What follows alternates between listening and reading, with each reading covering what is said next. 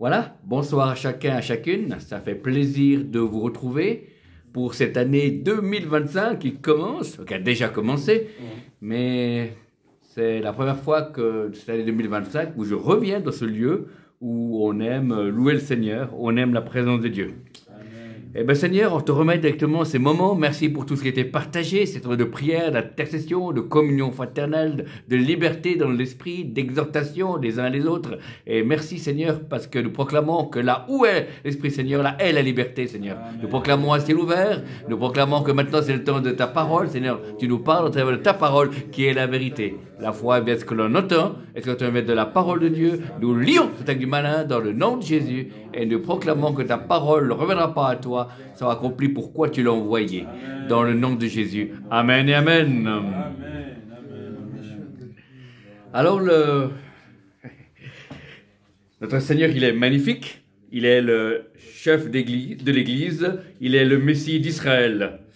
Voilà. Alors, le titre de la prédication de ce soir s'intitule « Trois styles de parole ». Trois styles de parole, voilà. Ça n'a rien à voir avec les trois paroles prophétiques que j'ai mis sur ma chaîne YouTube concernant l'année 2025. Vous pouvez les retrouver séparées sur ma chaîne YouTube. Voilà, les paroles pour l'année 2025. Non. Ce que je vais vous parler aujourd'hui, c'est trois styles de paroles différentes parce qu'il y a plusieurs degrés de profondeur de la révélation. Amen. L'apôtre Paul disait, vous pouvez tous prophétiser, donc on peut tous prophétiser, qu'on soit des enfants, qu'on soit des adultes, qu'on soit des personnes aînées. Alléluia. Amen. Mais il y a des profondeurs qui sont différentes. Amen. Donc, ce qui nous encourage dans le domaine des paroles prophétiques, c'est que Dieu nous aime et Dieu nous connaît. Dieu connaît tout. Amen. Dieu nous aime et Dieu nous connaît tout. C'est quelque chose qui nous rassure. Quand je reçois des paroles pour une église, pour une nation, pour une personne, eh bien, savoir déjà que Dieu est amour, amen, et qu'il connaît tout, ça nous donne une sécurité. Ça ne veut pas dire qu'il ne faut pas examiner ce que les frères et les sœurs disent, mais on part sur un bon terrain, le terrain de la foi et le terrain de l'amour.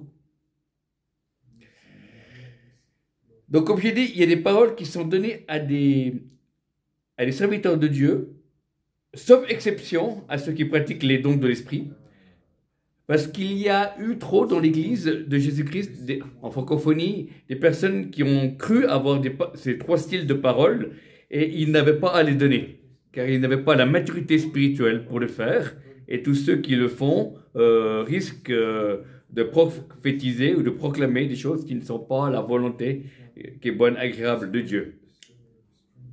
Voilà. Donc, on va prendre Psaume 119, verset 105, pour ceux qui ont la parole de Dieu. Psaume 119, verset 105, nous dit, Psaume 119, verset 105, « Ta parole est une lampe à mes pieds et une lumière sur mon sentier. » Ta parole est une lampe à mes pieds et une lumière sur mon sentier. Alléluia. Gloire à Dieu.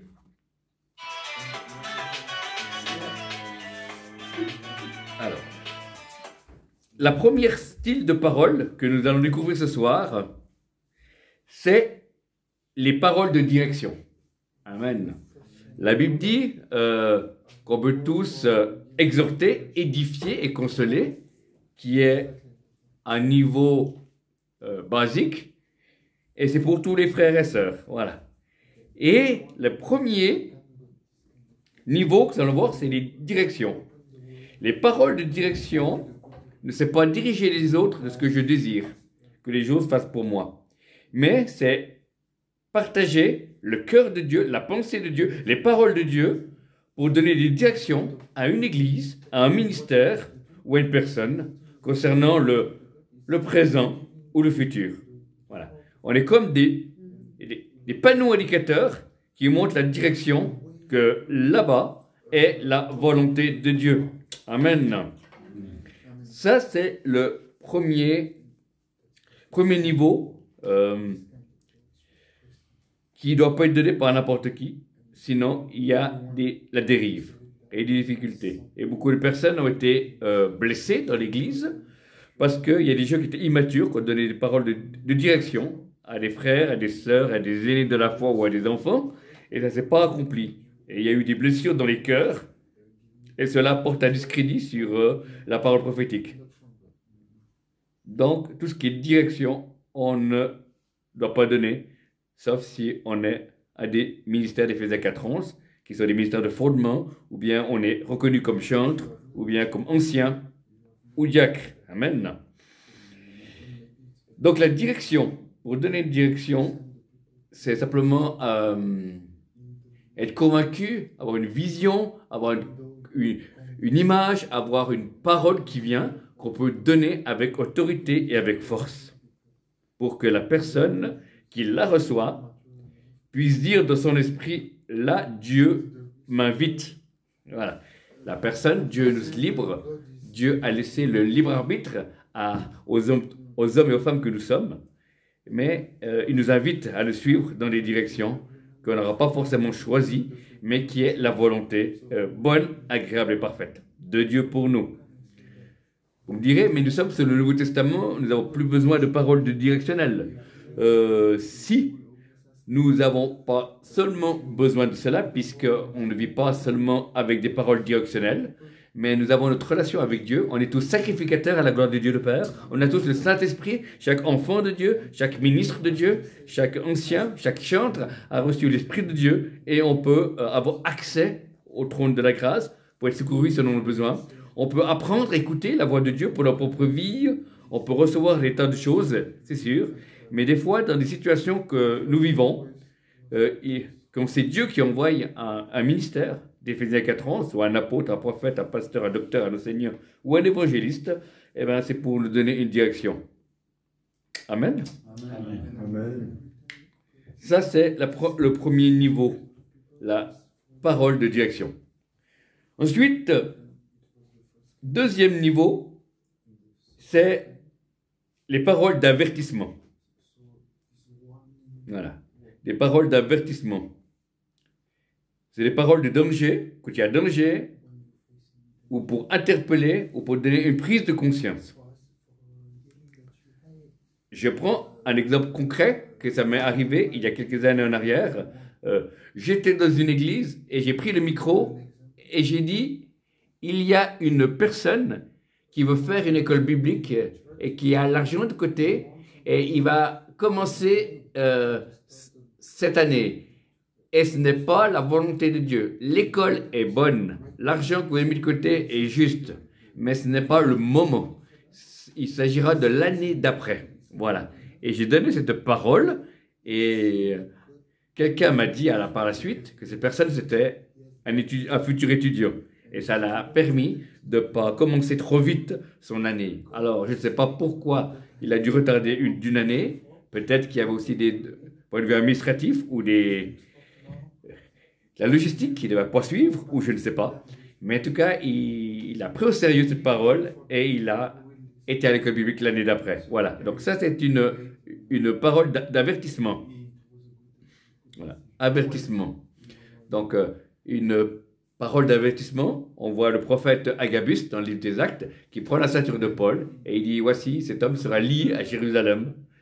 Voilà.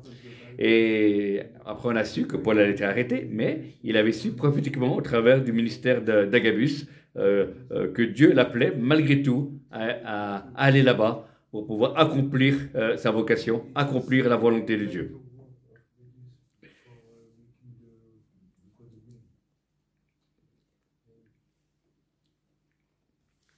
Si on n'écoute pas une parole d'avertissement, qu'est-ce qui nous arrive? Alors, il y a conséquence, il y a désobéissance. Donc, je vais donner un exemple concret. Il y avait une convention, je ne sais plus où c'était. Je crois que c'était en Amérique ou en Angleterre, où il y a eu un séminaire d'une semaine où les gens n'avaient pas beaucoup dormi à cause de la présence de Dieu et de la vie de Dieu. Voilà.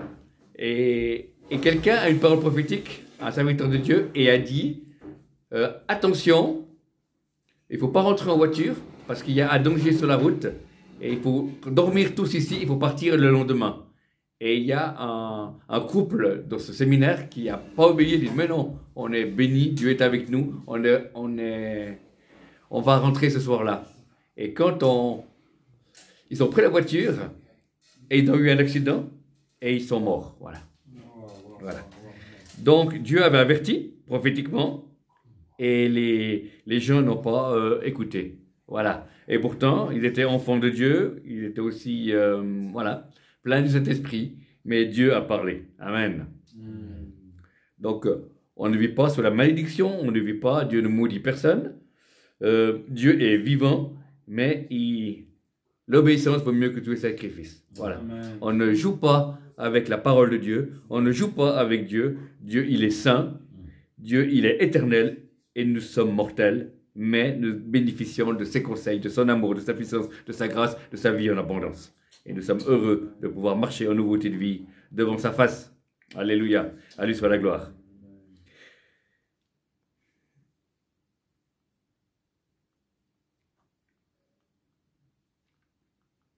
Dieu avertit parce qu'il nous aime.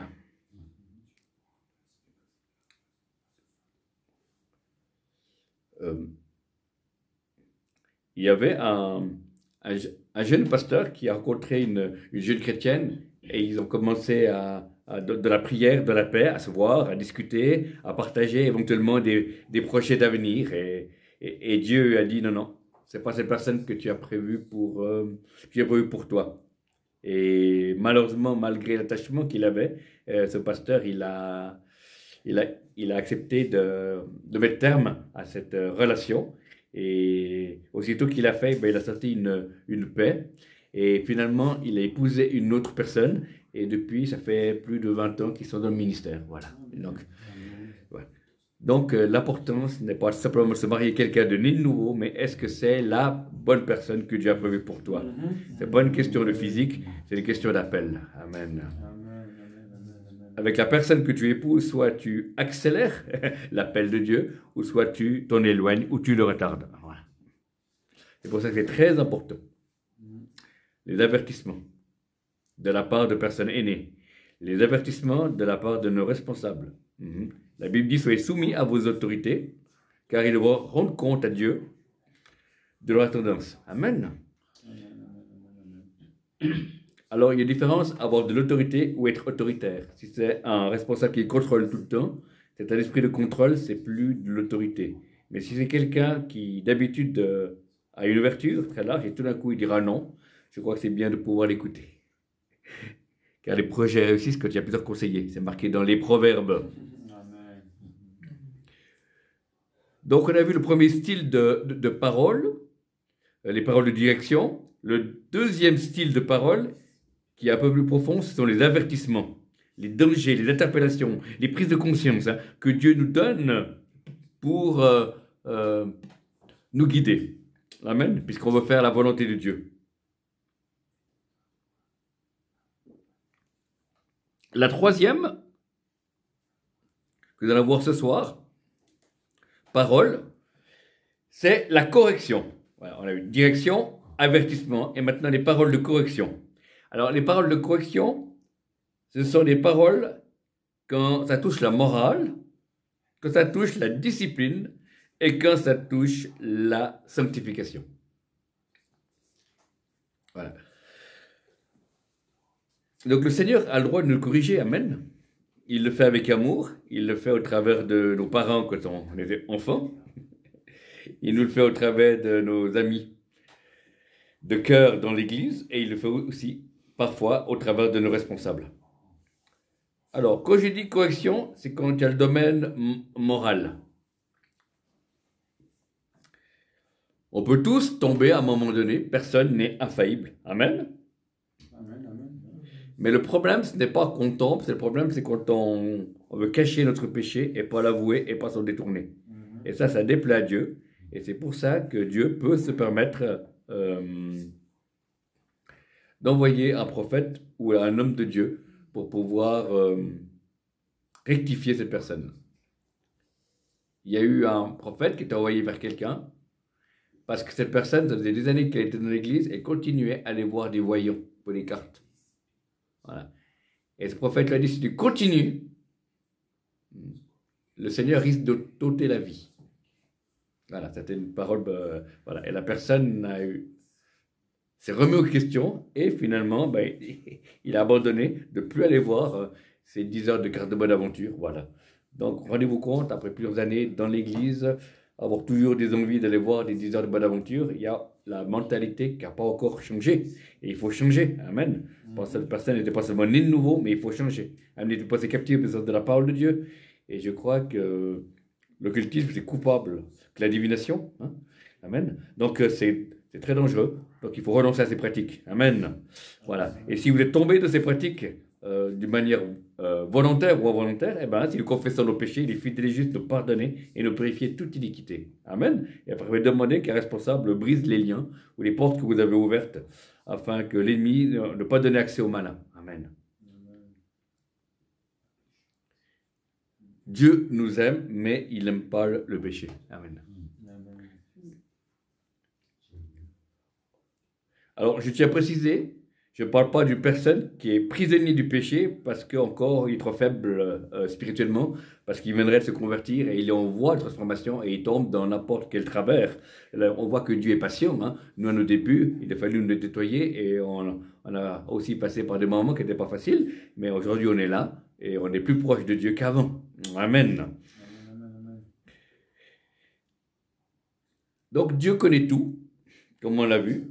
Et c'était Paul Cain, un prophète américain qui était pour moi un des plus grands que la terre ait porté, voilà, au niveau contemporain. Et Paul Cain, il a une équipe dans une église, et même plusieurs églises. Et il sait que si l'église est en bonne santé, il y a des conversions, il y a des miracles, il y a des guérisons. Et tout d'un coup, il n'y a rien qui se passait pendant une semaine. Il a continué à jeûner, prier, rien qui se passait pendant 2 semaines. Et c'est pas normal. Dieu, il est tout puissant.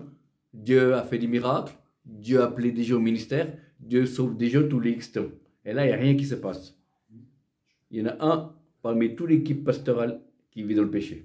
Lequel c'est? Et il dit, eh ben, dénoncez-vous, sinon c'est moi qui vais vous chercher. Voilà. Et finalement, il y en a qui a levé la main, puis qui a raconté qu'il était tombé avec une jeune fille, voilà. Et puis, les autres pasteurs ont pu prendre ces personnes à part, et ils ont pu prier avec lui. Et aussitôt qu'il a confessé son péché, l'onction est revenue. Les conversions automatiquement ont recommencé du même rythme, plus ou moins le même rythme. Il y avait de nouveau les miracles, les guérisons. Voilà. Et pour une personne qui était tombée, eh ben, Dieu a comme fermé le ciel. Mais c'est pas dire qu'il n'aimait pas cette église et ses responsables. Mais au travers du ministère prophétique, voilà, eh ben, qui a montré qu'il y avait une personne qui était tombée. Et après, quand les choses étaient mises en place, eh ben, il y a eu repentance. Et nouveau départ, amen, et ben Dieu a pu de nouveau rebénir. Voilà. Et un exemple concret au niveau moral et discipline.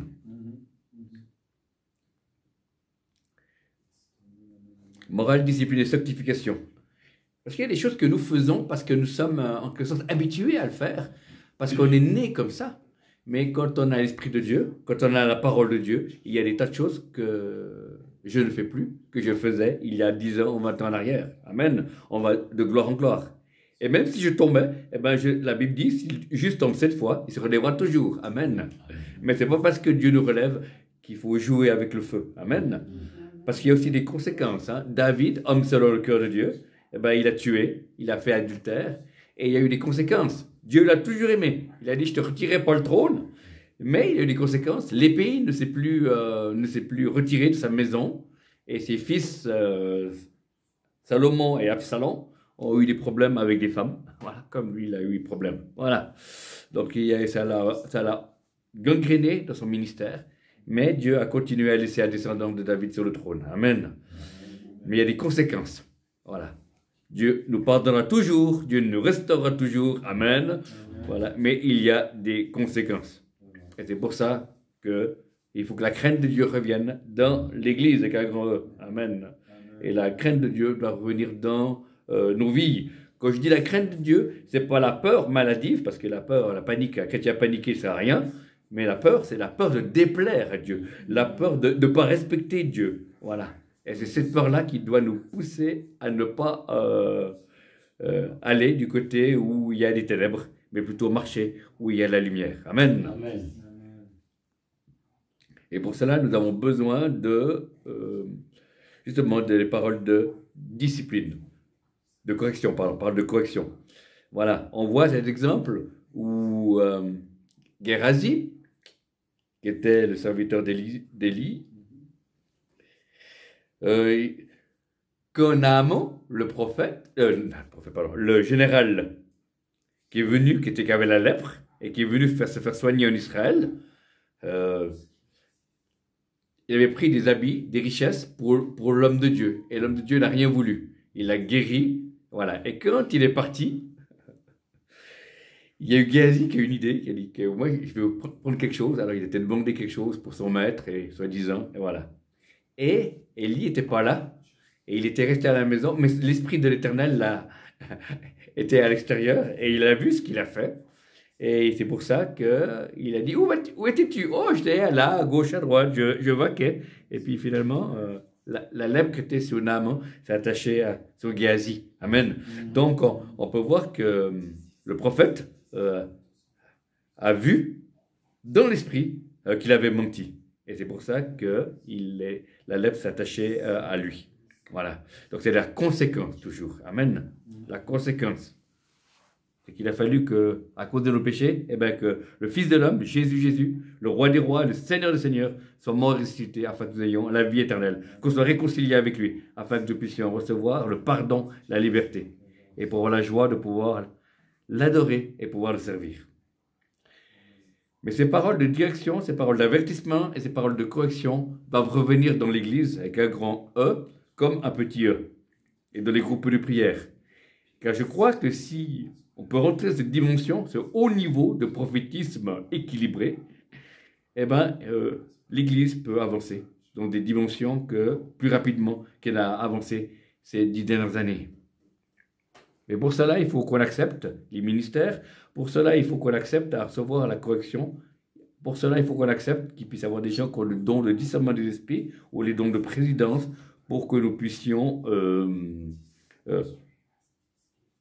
accepter et vivre ces dons-là. Voilà. En tout cas, c'était ce que j'avais à cœur ce début d'année, de pouvoir...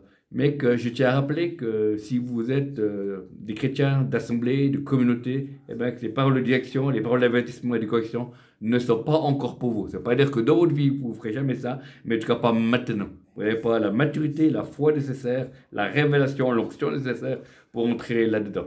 Il faut laisser cela aux serviteurs de Dieu. En tout cas, que le Seigneur vous bénisse. J'avais à cœur de partager cela en ce début d'année, puisqu'on espère avoir ce style de parole prophétique, de direction, d'avertissement et de correction pour chacune de nos vies et de nos communautés, de nos œuvres chrétiennes, afin que nous puissions aller dans la direction que le Seigneur désire. En tout cas, que le Seigneur vous bénisse, et j'espère par ces quelques mots vous avoir communiqué le désir de vouloir prier pour que ces dimensions de révélation reviennent dans l'Église et dans nos vies, dans le nom de Jésus. Seigneur, je te prie pour l'Église de la francophonie, afin qu'elle puisse retrouver les dons de direction, les dons de révélation et de correction au travers des serviteurs de Dieu. Merci Seigneur, ces dons ne sont pas morts, ne sont pas éteints, mais merci de trouver des vases capables de contenir cette onction-là. Et s'il y a des gens qui sont actuellement à la recherche, que ces ministères puissent les trouver, ou aller à des endroits où ces ministères fonctionnent, pour que plusieurs puissent recevoir ces révélations, pour pouvoir être conformes à la parole de Dieu. Que le Seigneur vous bénisse. Et s'il y a des gens qui attendent des révélations, je prie Seigneur que tu puisses les mettre à des endroits où ces ministères soient en action. Que ce soit en live ou bien au travers des réunions en ligne, Seigneur. Alléluia. Merci, Seigneur. Je te prie pour tous ceux qui nous écoutent, afin qu'ils puissent pouvoir s'attendre à Dieu et prier dans cette direction-là, avec le corps de Christ de francophonie puisse prier pour que ce genre de révélation vienne, pour que le corps de Christ, ou les régions, ou les endroits, puissent recevoir les instructions du Seigneur pour pouvoir avancer à la vitesse que Dieu veut, dans la direction du présent et du futur, au nom de Jésus. Alléluia. Le Seigneur dit, ne crains pas, je t'aime. Ma main est sur toi, c'est moi qui t'ai choisi.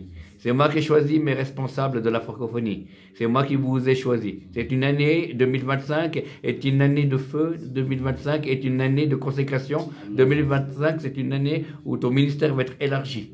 Et toi, tu vas t'élargir. Je vais t'élargir dans la foi. Le Seigneur dit, ne crains pas, je t'aime, je te connais. Je vais ouvrir des portes avec d'autres serviteurs de Dieu, d'autres familles d'église. Le Seigneur, c'est un temps où je place mes responsables aux positions nouvelles, aux positions de combat, mais également de protection. Aux positions de combat, mais également de protection. Le Seigneur dit, garde ton cœur, car de lui vient les sources de la vie. Continue à avancer de la sanctification de la sainteté. Continue à avancer de l'adoration. Et tu découvriras une nouvelle autorité, une nouvelle onction qui mènera sur ton ministère. Alors ne crains pas. Le Seigneur dit, j'ai mes responsables, j'aime mes servantes et mes serviteurs. Ma main est sur eux. Je les ai restaurés durant l'année 2024. Et pour qu'en 2025, ils puissent être des flèches de délivrance, des flèches d'amour et des flèches de liberté pour le peuple de Dieu. Le Seigneur dit, si tu reçois beaucoup de moi au travers d'eux, tu seras béni. Ne fais pas tout ce qu'ils te disent, fais ce qu'ils te disent, tout en regardant si c'est OK avec ton cœur. Et si tu obéis, tu verras la gloire de Dieu. Amen. Que le Seigneur vous bénisse. Je vous souhaite une bonne soirée. Et bonne année 2025 encore. Amen.